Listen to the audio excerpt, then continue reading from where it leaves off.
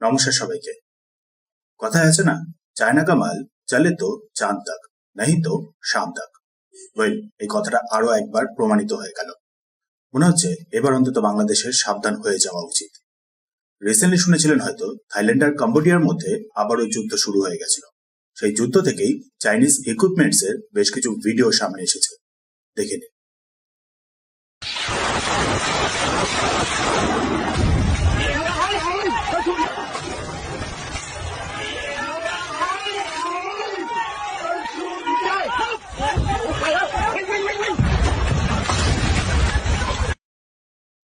ভিডিওটা হলো কম্বোডিয়া থেকে। Multi barrel rocket launcher fire করতে করতে হঠাৎ মাঝখানে জ্যাম হয়ে যায়, তারপরেই আবার বাস্ট। কম্বোডিয়া বাই করেছিল থাইল্যান্ডের ওপরে অ্যাটাক করার জন্য, বা থাইল্যান্ডের হাত থেকে নিজেদের বাঁচানোর জন্য।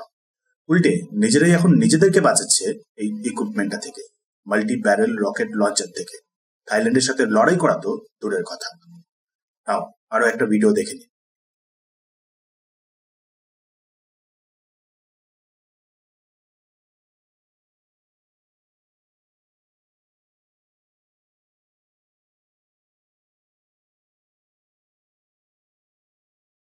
এটাও হলো কম্বোডিয়া থেকে।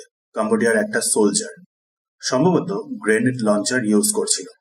এদিকে হঠাৎ করেই লঞ্চারটা মাঝখান থেকে জ্যাম হয়ে যায়, কোনোভাবেই আর ফায়ার করে না। নেক্সট আরো একটা ভিডিও দেখে নিন সেই কম্বোডিয়া থেকে।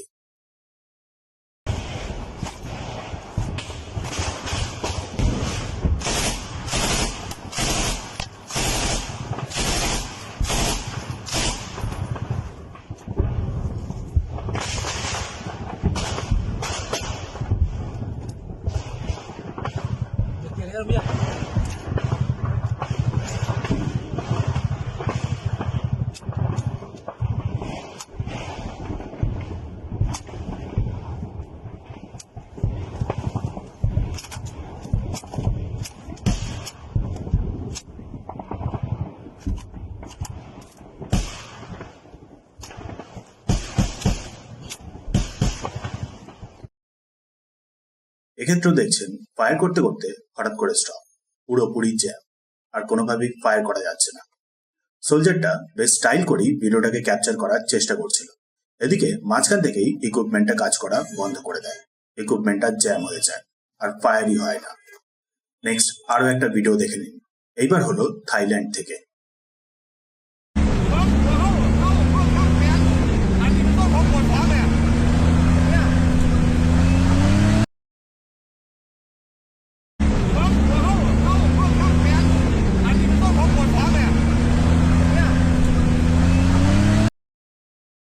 ভিডিওটাতে 0.5 সেকেন্ডের মাথাতেই দেখবেন সামনে যে ট্যাঙ্কটা এগোচ্ছে তার পেছনেই একটা ট্যাঙ্ক কিন্তু স্টেশন অবস্থায় রয়েছে, এক জায়গায় স্থিরভাবে দাঁড়িয়ে রয়েছে। বাট তার সামনের ব্যারেলটা কিন্তু আবার কমপ্লিট নেই, অর্ধেকখানি হাওয়া, বা বলতে পারেন অর্ধেকখানি ব্লাস্ট হয়ে যাওয়া। অ্যাকচুয়ালি এই ট্যাঙ্কটাও হলো Chinese made VT-4 main battle tank, থাইল্যান্ডকে দেওয়া হয়েছিল।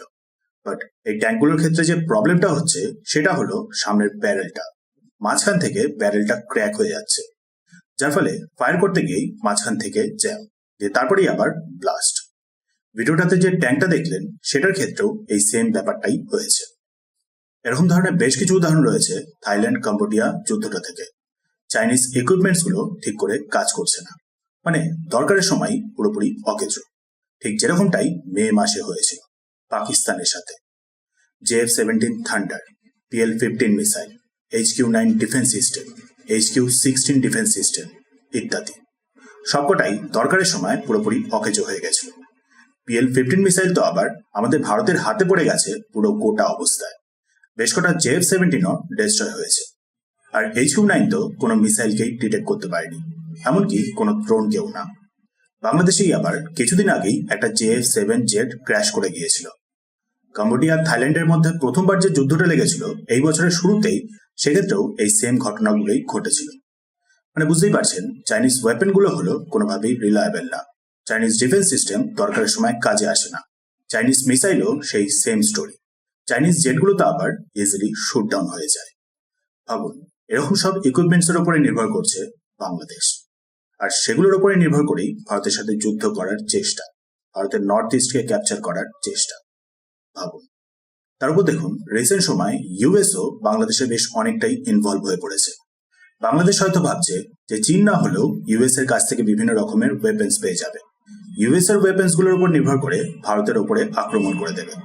এদিকে সেই ইউএস এরই দেখুন টোমাহক মিসাইল, যেটার নামে এত কিছু বাড়িয়ে বাড়িয়ে বলা হয়, সেই টোমাহক মিসাইলগুলোই নাইজেরিয়াতে এক্সপ্লোড না করে গোটা অবস্থায় পড়ে রয়েছে।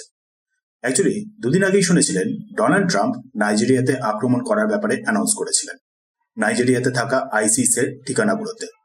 টোটাল 12টা মতন টোমাহক মিসাইলকে ফায়ার করা হয়েছিল। এদিকে তার মধ্যে থেকে 3টেই আবার পুরো গোটা অবস্থায় মাটিতে পড়ে রয়েছে, এক্সপ্লোড করেনি। ভাবুন, টোমাহক মিসাইল, যেটার ব্যাপারে এত কিছু বাড়িয়ে চাড়িয়ে বলা হয়, বিশ্বের সব থেকে বেস্ট নাকি ক্রুজ মিসাইল, ব্রহ্মসের থেকেও নাকি বেটার, ইউএস এটাই বলে। এদিকে 12টা টোটাল ফায়ার করা হয়েছিল, বাট তার মধ্যে থেকে 3টেই আবার এক্সপ্লোড করেনি। ফেল করার রেটটা হলো 25%। সেখানে ভাবুন, ব্রহ্মসের ফেল রেট হলো 0%, 100%ই প্রপার স্ট্রাইক রেট। অর্থাৎ এতদিন পর্যন্ত যতগুলো ব্রহ্মসকে টোটাল ফায়ার করা হয়েছে তার সবকটাই নিজেদের টার্গেটে গিয়ে প্রপার হিট করেছিল, যার এক্সাম্পলটা আমরা মে মাসেই ভালো মতন করে দেখতে পেরেছি। 2-4টে যদি ঢাকার দিকে চলে যায় তাহলে বুঝতেই পারছেন সেখানে কি কি হতে পারে। সো বাংলাদেশের উচিত হবে এবার অন্তত সাবধান হয়ে যাওয়া। চাইনিজ ইকুইপমেন্টস বা ইউএস এর ইকুইপমেন্টস কোনো কিছুই দরকারের সময় কাজে আসবে না। তার উপর তো বাংলাদেশের কাছে আপাতত জন্য ওয়েপেন্সের সেরকম কোনো স্টকও নেই। সো উচিত হবে বাংলাদেশের এবার অন্তত সাবধান হয়ে যাওয়া।